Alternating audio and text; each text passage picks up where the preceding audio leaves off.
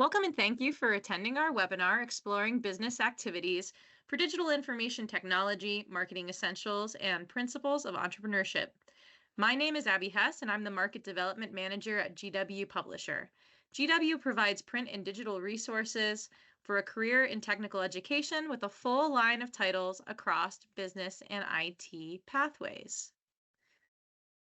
So next year, the state of Florida is adopting these three courses in the business and IT area, and we're proud to be submitting these three GW titles for those course areas. So for digital information technology, we are submitting Principles of Digital Information Technology, Principles of Entrepreneurship, our textbook Entrepreneurship, and for Marketing Essentials, Marketing Dynamics. Our goal for all three of these titles is to meet 100% of Florida state standards for these course areas. Now, at any time during this webinar, or if you're watching the recording and you'd like a sample of either, please enter your preference in the chat and we'll send print or digital to you. Or if you're watching the recording, you can always email me at ahess@g-w.com. Throughout the presentation, you'll have access to downloadable activities you can use in the classroom based on the content in our GW textbooks and our online courses. Our titles for business education and information technology are filled with opportunities for students to get hands-on with professional practice, real-world skills, and make decisions like a business or IT professional. While every GW title comes with a suite of online instructor resources that include assessments, PowerPoints, lesson plans, as well as options for students to practice online, our management and accounting textbooks are now also available in our new digital platform, GW Ignite, which offers scaffolded learning activities with auto-graded assessments. So to get started, we are sharing quite a few instructional strategies and activities that you can use tomorrow, next week, or next year in your classroom. We are going to share one instructional activity called Snap, Clap, Pop. So to get started, this instructional strategy makes a great first day icebreaker or a fun bell ringer to start your day, maybe after a break or a vacation. Students will have to respond to you and a few questions that you've got related to your course content, but the trick is that they cannot speak. They have to be silent, but they will use facial expressions and movements to be able to communicate to other students and you their answer to questions. So this is an instructional strategy that is published in the K-20 Center and describes that this activity can help you as the teacher establish camaraderie, but also incorporates physical movement to help teach and reinforce simple vocabulary or key topics. So in this particular activity, you can actually download it. It has 4 parts. You can use that QR code, or you can use this bit.ly link in the chat, or that you can type into a browser very quickly. On the first step, students are going to use facial expressions to just show you how they're feeling about being in class that day. So even if you're here virtually watching the recording or listening in, you can try this now if you like, with your camera off, get your face moving, and just show us how you feel today. If it's after school, you might be tired. You might have had another second or third coffee in the afternoon, and maybe you're ready to go, but you can use your face to communicate how you feel when you're listening to this webinar. So once you use that first form of activity for students, it's a good check-in to see where your students are at. The second step of this activity is to have students mime a product that they or their families purchase and use often, right? So now they have to have a little fun showing what it's like. Students can guess what product it is that they're using and that they purchase often. And then after that step, once you've warmed up a little bit and learned a little bit more about each other, now students can start using their bodies to stand up if a product that they mimed earlier applies to a set of statements, such as, my product is fairly priced, the product I was miming is of good quality, it often goes on sale, I can recognize the brand's logo or colors, I can return it if needed, and more. So there's other statements that you can use with that product that students are thinking of to think about, how do they use it? How is it sold? And how does the consumer interact with it? And then lastly, this is my favorite part with this activity, if you want to use it as a bell ringer, is for students to really start moving around by clapping, snapping, jumping, or squatting for the 4 functions of business. So this is a nice little exercise where students will really get moving, and we have a series of statements of different activities that would happen within a business. There's an answer key for the teacher in this downloadable activity that you see right here that you can use. But you would say a certain statement, and then students would clap if they thought that was an example of the management function of a business. They'd snap if it was finance, squat if it's from production, or jump if it's from marketing. So again, a fun activity you can use in any business class. Feel free to download it. And now we're going to talk a little bit about the entrepreneurship course and some activities that you can use across business or IT courses. Now that we're a little warmed up and you've got some ideas to get your students moving, we're going to talk about entrepreneurship, which introduces students to the risks and rewards of business ownership with a project-based pedagogy and a foundation in economic concepts. Students are guided through the elements and creation of a business plan using a step-by-step narrative for selecting an idea for a business, social and ethical responsibilities, startup options for that new business, operating that business, and then even expanding and exiting the business. This 3rd edition reflects current business concepts such as trade agreements and trade barriers and promotional mix and insurance practices. Now, if you're a Florida educator, which everyone invited to this webinar should be a Florida educator, ahead of the Florida adoption, our editors and authors are working hard to ensure that the content that you need to meet Florida standards, as well as activities for students to get hands-on with those standards, are in the content. And so there actually were quite a few changes that we're updating for our submission for Florida that would be available in the edition that we are bidding. And you can see some of those topics here in the standards area for the entrepreneurship course in Florida.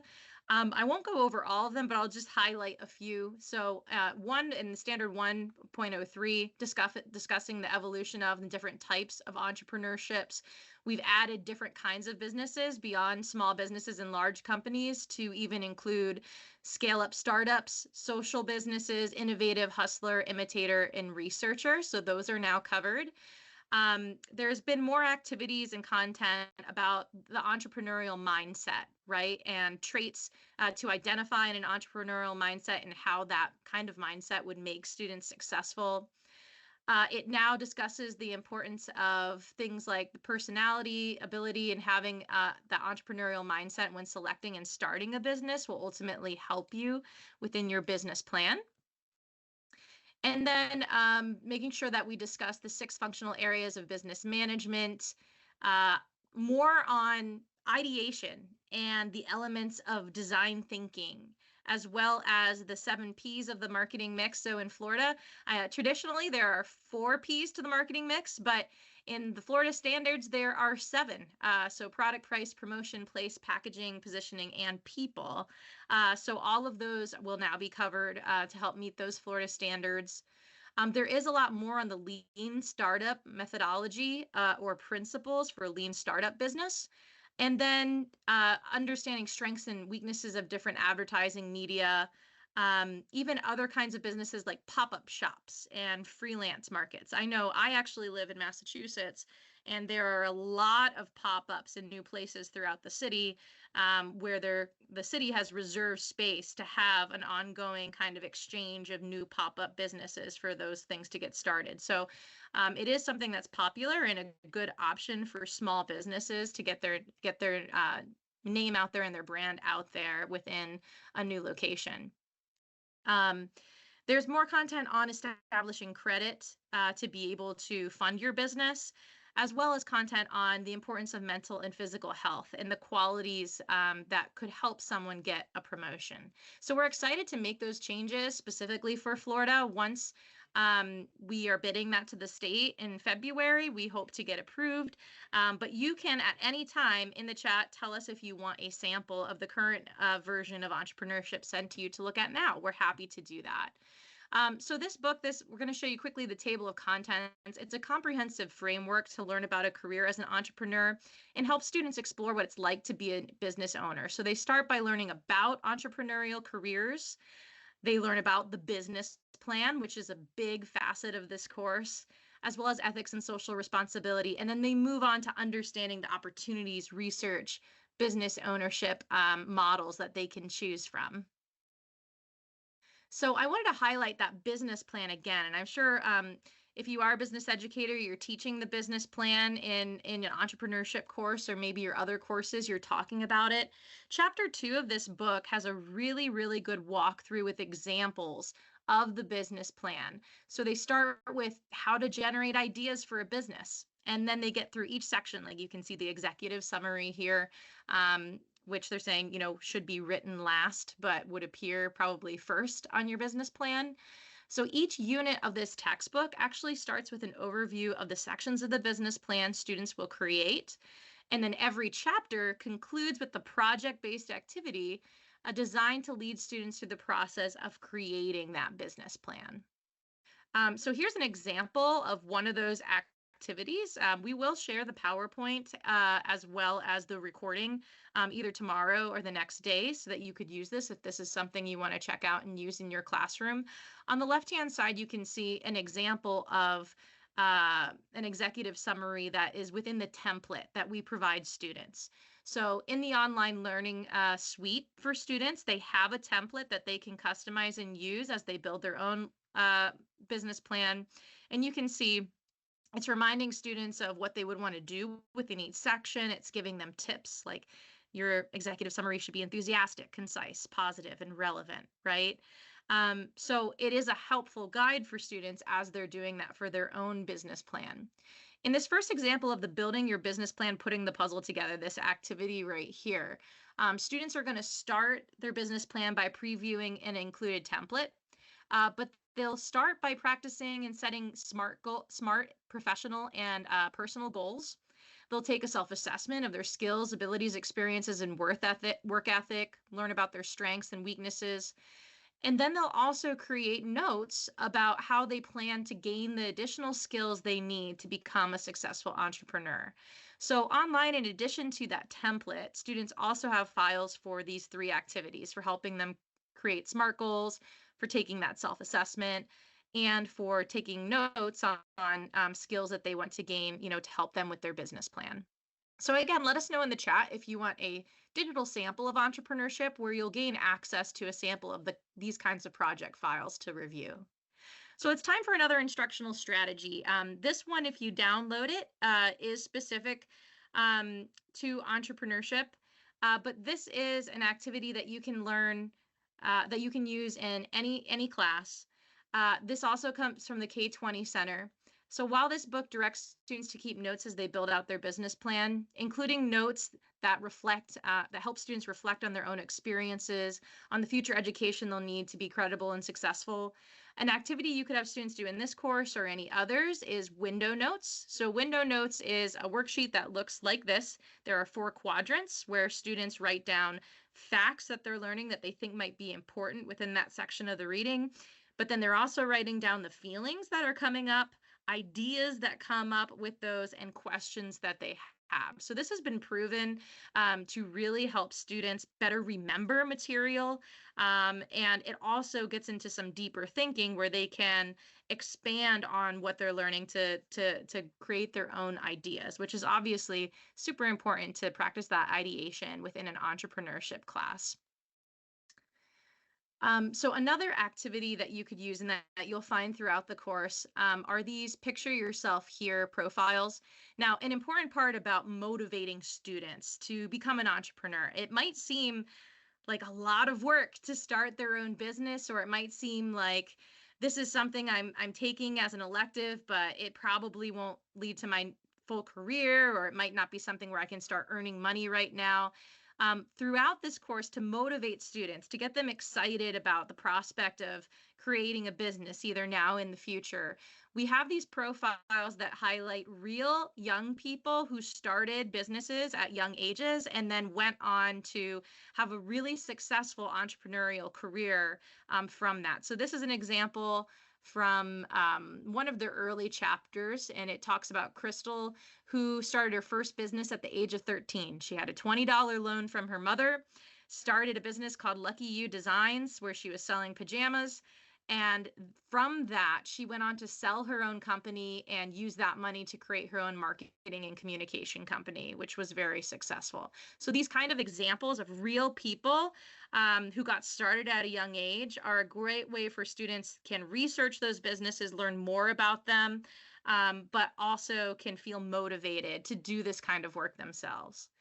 Now, many of you might be an advisor for DECA, FBLA, BPA, maybe even Skills USA or other career and technical student organizations. This is another activity that you can have your students do in class, whether they're currently members of a student organization like this or not. Throughout this book and most of our business textbooks, we do have a feature that's called Event Prep, which is meant to motivate students to compete and practice real world skills by offering that kind of practice in your class based on a competition or leadership program that's available in these CTSOs.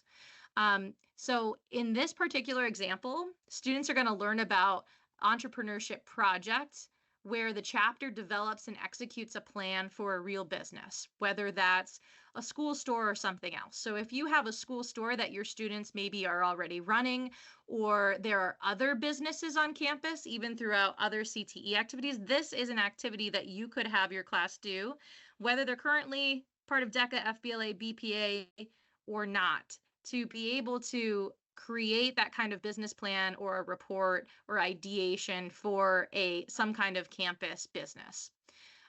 So like I mentioned, whether your students are already working in a school store, that's great. They can do this project for that right away.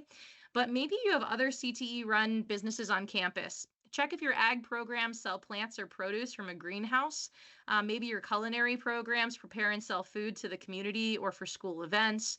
Even a theater program has to sell and market tickets to their performances. Campus yearbooks need to raise funds by selling advertisements using a real world example and a real school example where your students can interview students associated with that business and help create a business plan to make their business even more successful.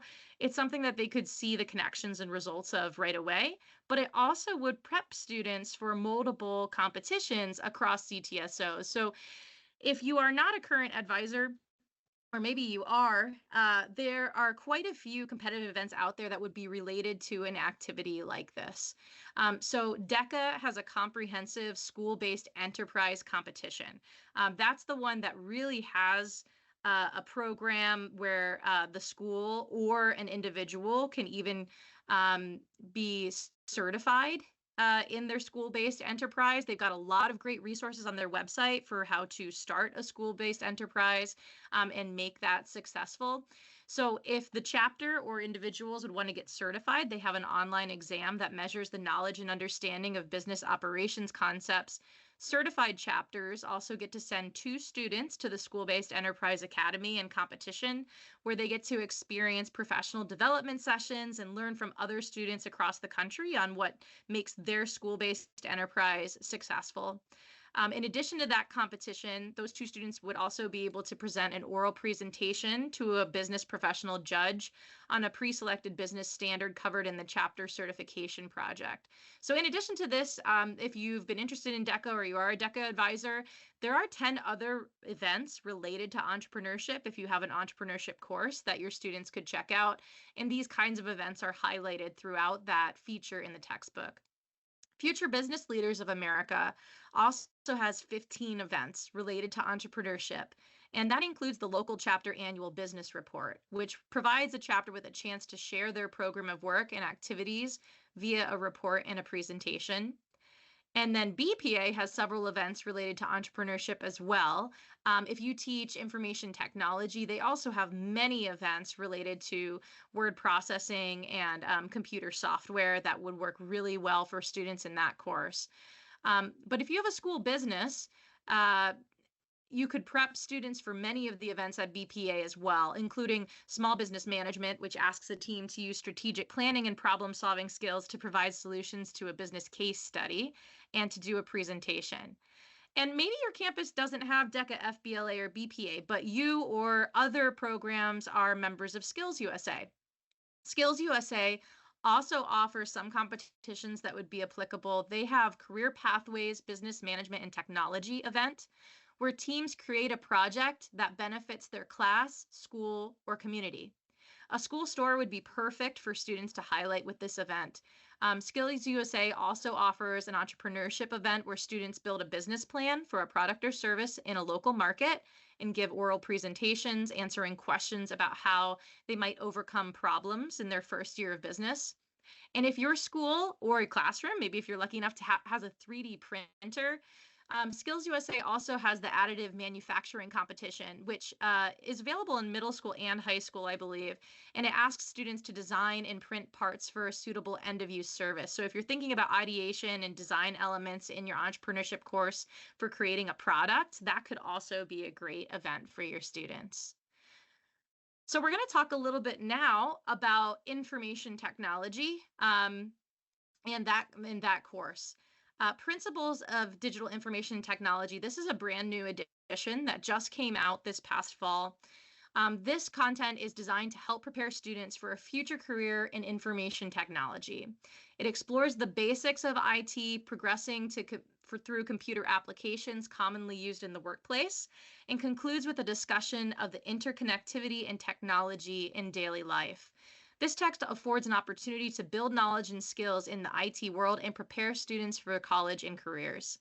Students will learn the principles and concepts important to IT, which can help them become more valuable employees, but also better citizens and knowledgeable consumers. So just like entrepreneurship, we are making a few changes to make sure that this meets the Florida standards for the digital information technology course.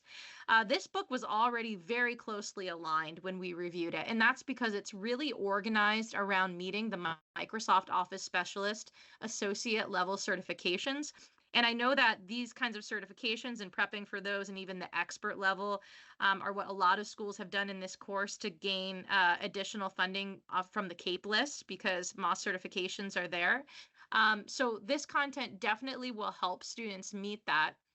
But a few things that we're adding to it are some assessment questions to test for understanding on topics like cloud computing and the creation and use of social media, as well as content on completing and creating mail merges and email etiquette with mailing list software. But other than that, we really feel like the standards were mostly covered. And I just wanted to note here that we've had quite a few of our reviewers who gave us feedback on the newest edition of this and past editions have come from Florida and Florida school districts. So just a thank you to these educators from these middle schools and high schools across Florida who have helped us make this a much better product. So like entrepreneurship, we'll just talk a little bit about the organization of this text. Again, it focuses on Microsoft 365 versions of Word, PowerPoint, Excel, Access, and Outlook, but also will it align to Office 2019 standards.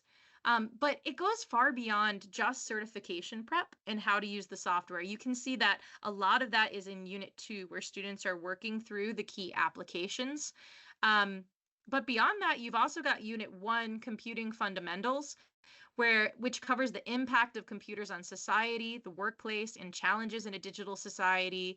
Students will learn the basics of hardware, software file management, how to decide on and purchase digital devices, how to maintain them and troubleshoot them to fix, issues that might come up. And then in Unit 3, they cover skills needed to safely and efficiently work online, including the basics of networks, collaboration, security, privacy, and safety. And the very last chapter in this book, Careers in IT, showcases the vast and rewarding careers related to these skills. And I know most of us know we are in a huge shortage, national shortage for people in IT careers. And they're also very high paying jobs where students, can and may go on to college, but also can get lots of certifications and might not have to go through college to get a really high paying career and rewarding career in IT. And so all of those options, including certifications that are available, are also covered within that careers chapter. So in Unit 2, when students are learning about Microsoft Office software, that includes the why, why we're using these tools and why they're useful, and how to use them in both personal life and the workplace and school. So throughout this content, screenshots highlight the locations of tools throughout to help students visualize them as they learn about new tasks and methods for using the software. And then there are hands-on examples throughout as well. So in a course like this, and really any courses, business or IT, students aren't just going to read a whole chapter and then do a project. They need to be practicing. They need to be hands-on in the software, or if you're on an entrepreneurship or marketing class, doing many projects, having discussions, right? You want to have an active classroom. So just like our entrepreneurship content, this textbook is also built that way. So students read a little bit, they can have reference to see where they're going to click and use certain tools, why, and then they're going to get on their computer and they're going to practice these skills with step-by-step hands-on examples that include screenshots.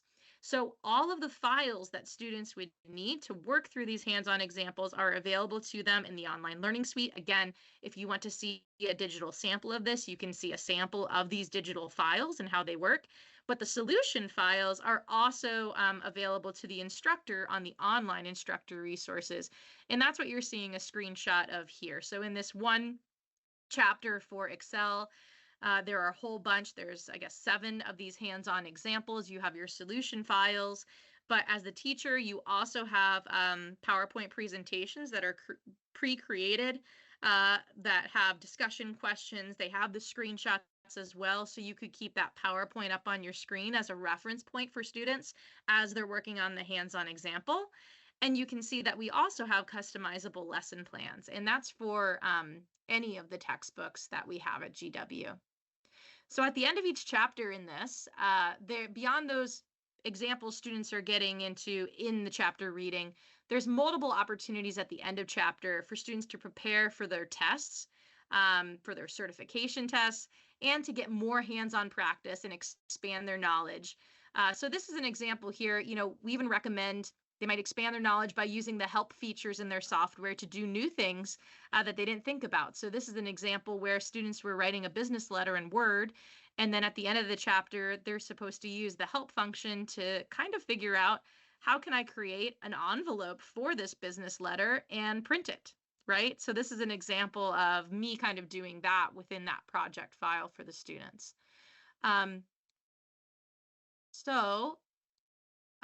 Other examples within this particular chapter, this was the one where students kind of figure out how to create an envelope.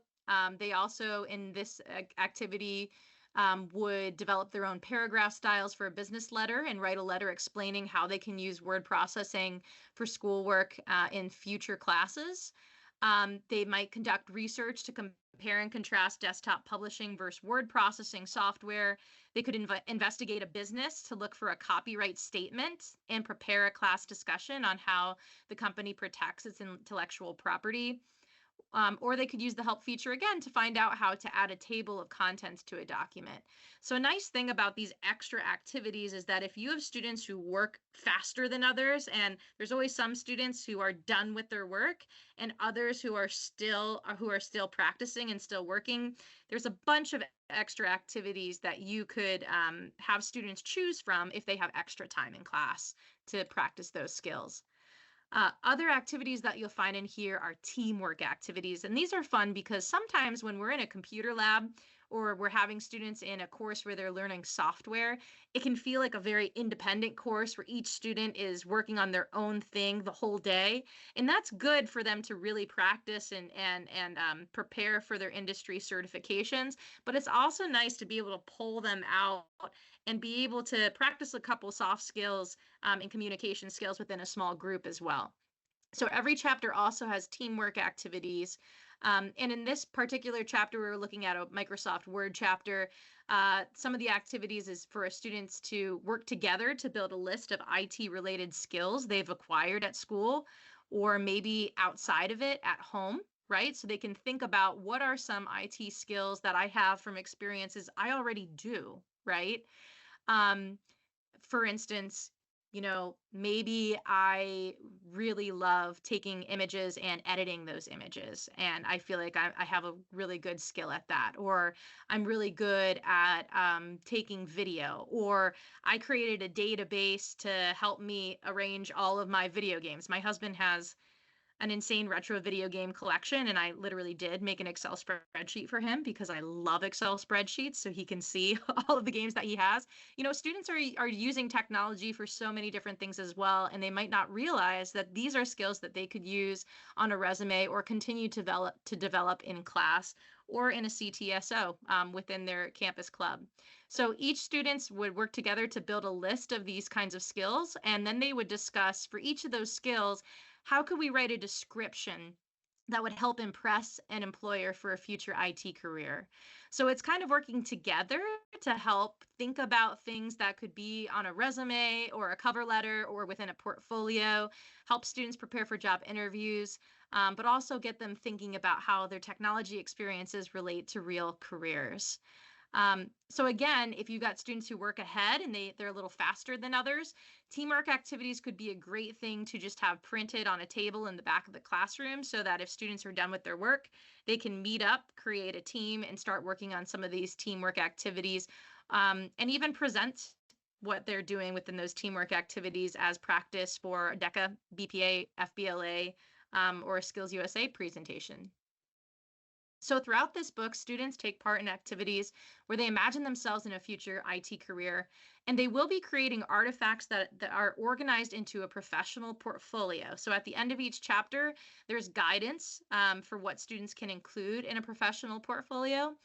And the last chapter of that text guides students through emerging and available careers in the IT field and how these areas of employment are affected by IT innovations. They'll also explore how many industries require the use of technology to run efficiently, almost all of them, right? You can see an example of healthcare right here. And they'll learn about the tremendous growth needed in average salaries for software developers, computer system analysts, web developers, security analysts, database admins, IT managers, computer programmers, support technicians, and more. So, a lot of kids coming in, they might think, if I want to work in IT, I can be a video game designer, which is a career and they could do, but this helps them expand their understanding to see how these kinds of skills are available in many different careers and across many different industries. So some hands-on examples within this chapter are ones like that you'll see here, where students are asked to research current data on IT-related careers on the Bureau of Labor Statistics website. We talked about how it'll walk students through the careers, but it also guides students through building a career plan, including taking a self-assessment and setting SMART goals for themselves. So you can see this is some screenshots of a figure that I think is really useful there that you could share with your students is the sample career plan for an IT specialist with ideas for extracurriculars, volunteer activities, work experience, and education and training they can complete in middle school, high school, college, and even after college. So this could be a great activity for your students to give them this example and then have them fill this out for another IT specific career. Maybe you have the class vote on an IT career that they're interested in and break them into small groups to research and fill this out for a career. Or maybe you break the students into teams to come up with ideas for just one row of this. What could I do in middle school? And then there's team college over here, team high school, team after college, or maybe even a column, right? We're talking about an IT specialist, and this team's going to think about extracurricular activities. This team's going to think about work experiences, and another one about education and training. There's lots of different ways that students could do this. You could have them ultimately create it using a table in Microsoft Word, a spreadsheet in Excel, or to display this information as a PowerPoint presentation. Maybe they make decisions around what use case and what software would work best for this kind of information. So multiple ways to use this in class as well. So this one relates to a different course area, but I just wanted to pull it up so that you could download it if you want to, because it is a fun activity. And this is a learning strategy that could be used in, again, any kind of class. So one way we know students are using technology and getting interested in it is through video games that they're playing and thinking about game design. So this actually is an activity that's built for game design. Again, it could be interesting in entrepreneurship, marketing, or IT courses. But this is an activity from our Introduction to Computer Science Coding textbook. And the instructional strategy is for students to actually write their own captions or their own dialogue for thought bubbles or captions in images that are within the content that they're reading. So throughout every GW textbook, we do a really good job of having really useful captions that include critical thinking questions in the caption, because we know when students look at a page, whether it's on a screen or in a book, you're going to look at the images first, right? So we're always trying to do something with that image, but this activity puts students almost in the author's shoes to think about, what are they seeing in that image? What would be happening there? What would these people be thinking about? What might they be saying if they're, a team that is designing a video game? And so they would be able to write the captions there. It goes beyond filling in those speech and thought bubbles, though. They also practice writing captions to visuals, such as explaining programming strategies used to build a certain game, like this Mario mobile game that you see here. Or they even think about marketing strategies that might be used to sell a game to potential customers. And then another level to this learning strategy is not just having students come up with captions for images, but even to find images for captions. So it ends with asking students to find a visual example of a playable character, other playable characters, and non-playable characters within a video game, which would also be fun for them to research and share as well. So having students be able to process and really understand key vocabulary within your courses, whether that's IT or business, one way for them to do that is to be able to come up with new ideas and relate them to images. So that's just a fun one that you can download if you want. The last course here we're going to talk about, but again, we'll have some activities that are related across your business courses, is marketing. This edition of Marketing Dynamics has been updated to include current examples of marketing campaigns, businesses, and offers even more hands-on practice with new problem-based learning activities where students step into the role of a marketer to make marketing business decisions. So similar to the principles of digital information technology, when we reviewed this book against Florida standards, we already felt that it did a really good job of covering most of those standards. There were a few changes we're making specifically to meet Florida standards. And those include adding further discussion on the gross national product in addition to gross domestic product. More content on how technological advances, software, and electronic media are shaping the field of marketing and can also help professionals increase their business productivity. And then there's some, just timely changes, like Twitter is now X, right? And updating some figures related to Americans' current social media use. So we want to make sure that, the contents that we're bidding into a Florida adoption are the most up to date that they possibly can be. And so that's why some of those changes we're making specifically for Florida. So like the others, we'll talk a little bit about how the marketing course is organized. It helps guide students in understanding how marketing will affect their personal decisions as a consumer, as well as a career that they might choose related to business or marketing.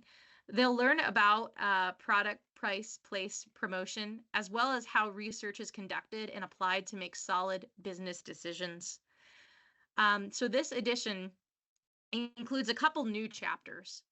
And the one that I really love looking at, because I use it in my day-to-day practice and when I'm communicating with educators, and even when I'm pitching a new idea to my boss within my marketing team, I've started using this, is the chapter on the marketing pitch.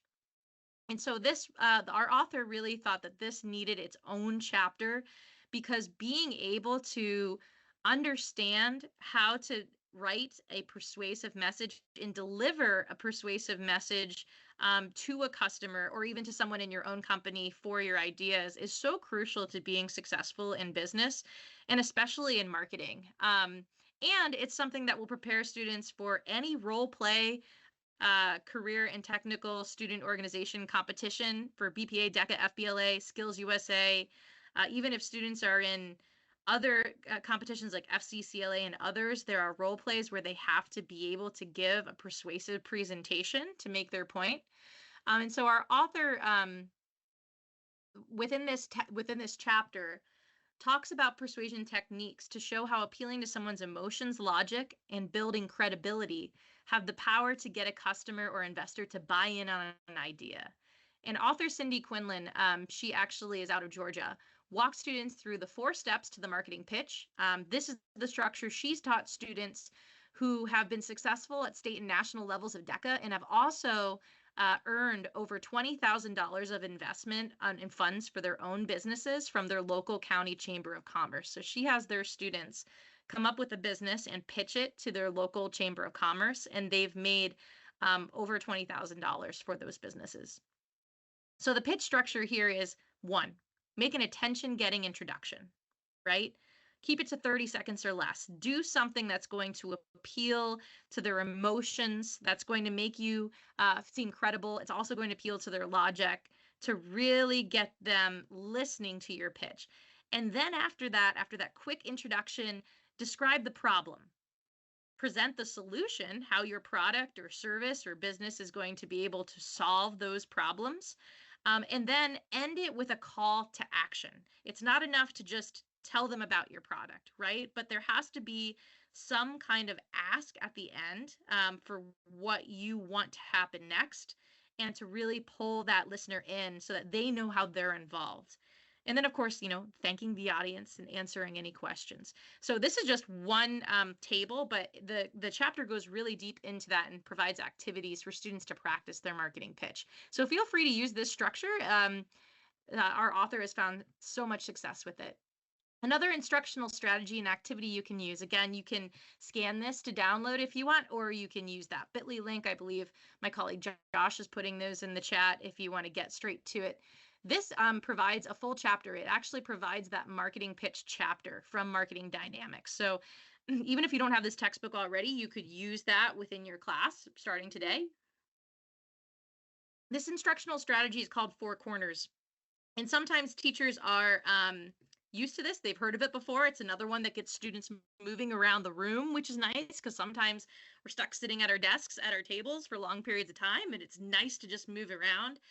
But the other thing I love about this instructional strategy is that it gets students talking, it gets them practicing their own persuasion techniques, and it also helps them with decision making and making their decisions.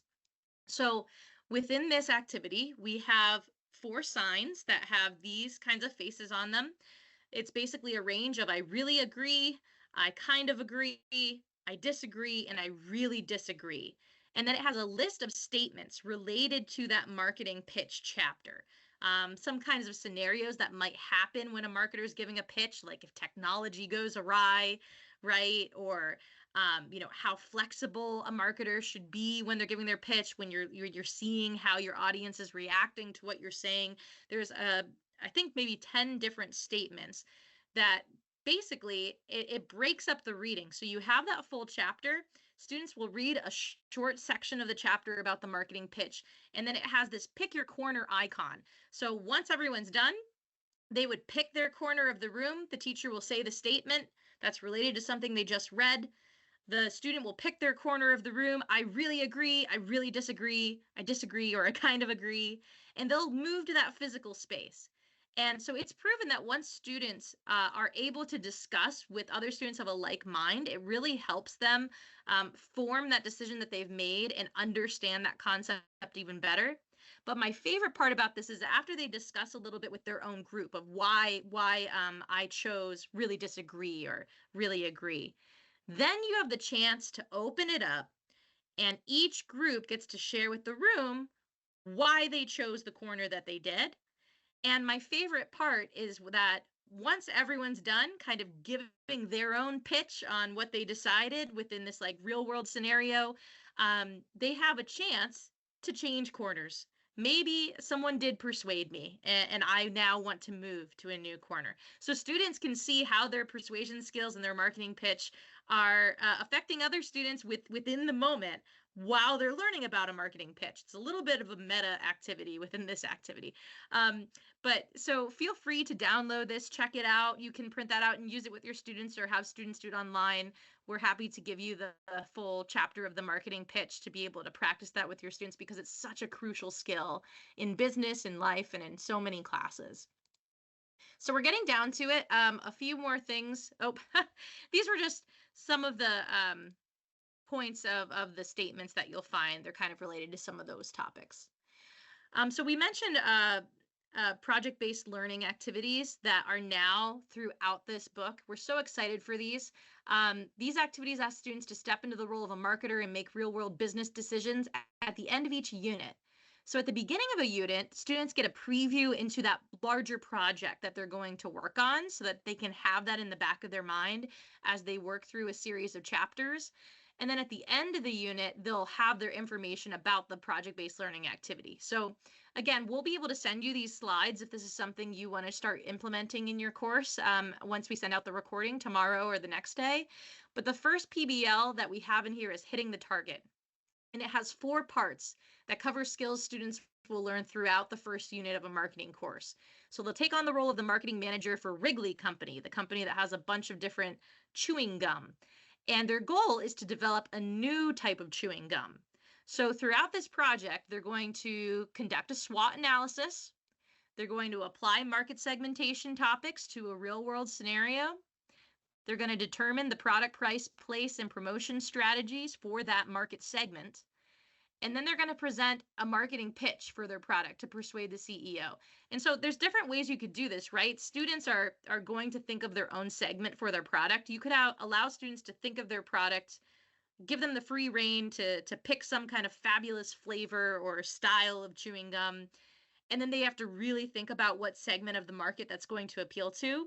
Or alternatively, you could have different segments within a hat, and students have to start with their segment and then develop the chewing gum. So maybe if I'm trying to appeal to the elderly, right, or people 65 and older, I might choose a very different kind of chewing gum than if I'm trying to appeal to children 12 and under, right? So there's different ways that you could assign that if you want them to be very different and see a variety of market segments across these projects, because students will ultimately present and do their marketing pitch for the class with the instructor pretending to be the CEO of Wrigley. So the data files for students to complete each step of this project, again, are available in the online learning suite, while the instructor resources also include rubrics for each step of the PBL activity. So students know how they'll be graded, and you have that tool to help you grade those activities as well. So in addition to PBL, students will build a marketing plan. Just like the business plan is core to entrepreneurship, the marketing plan is pretty core to a marketing course as well. And as they work through the chapters in the book, they'll be building a marketing plan. They're introduced to the marketing plan in chapter 2, where they walk through the parts of a marketing plan with a guide for what they should consider for each step of that plan, as well as a guided example. And the example company that they get is actually for a clothing manufacturer. The online companion site for students also includes a brand new marketing plan template that they can use while building that marketing plan, kind of similar to what we had for the business plan for entrepreneurship. But something additional that our author created for this was the marketing plan checklist. And this is a screenshot from the checklist. So in addition to that template, this checklist is a place for students to check off that they completed each part of the marketing plan, but it's not just a check off. It also has really helpful tips and questions for students to really think about, did I include everything I should have for that section? Did I do it in the way that's going to be the most effective, right? And so it's a great checkoff to help students stay organized, but also for them to go back and improve their marketing plan, maybe after their first draft, to make it even better. Now, we're getting near the end of this. Thank you so much for staying on. The very last activity we want to talk about today is a case study. So again, we'll send out this PowerPoint if you want to use this case study in your classroom. But Real World Connections throughout Marketing Dynamics offers case studies of real businesses where students think critically about their marketing strategies and practices. This one in particular is for Zappos, where an online shoe and clothing retailer known for low-cost tactics an SEO marketing that uses the brand names or styles of shoes to get people to their website. Students are asked to consider why this company relies on customer recommendations and some disadvantages of operating online only for a clothing and shoe business. I know I might be a little bit of a weirdo, but I still only buy shoes in the store because that's something that I feel like you can't tell from a picture that it's going to be comfortable. Um, but they can obviously be very successful. So, students think about what are the advantages and disadvantages to that, and what are new marketing tactics they could offer to overcome those kinds of challenges. So maybe it's something about returns. Maybe it's something on the website that would help customers really understand the size that would fit best for them, or descriptions of how it feels, or something like that, right? Students could come up with those kinds of things. So case studies like this one can lead students to do further research into a particular company, maybe that they're really interested in the strategies that they're using. Um, Maybe they research ad campaigns, their messaging on their website, social media, news about the industry. But asking students to come up with new marketing tactics like this case study does also gets them to think like a marketer. And of course, is great practice for role play competitions for DECA, FBLA, or BPA. So we shared a lot of stuff today. If you want a certificate of participation for being on this call, you certainly can receive that. We are happy to do that. Just email me at ahess at g-w.com. If you're watching this webinar as a recording, we can send you that as well if you email me. And we want to thank you so much for your time today. I will pause to see if there are any questions. So we talked about a lot of stuff. We shared activities. We talked about 3 course areas, the upcoming Florida adoption. If you've got any questions at this time, feel free to put them in the chat or pop them in the Q&A. Thank you.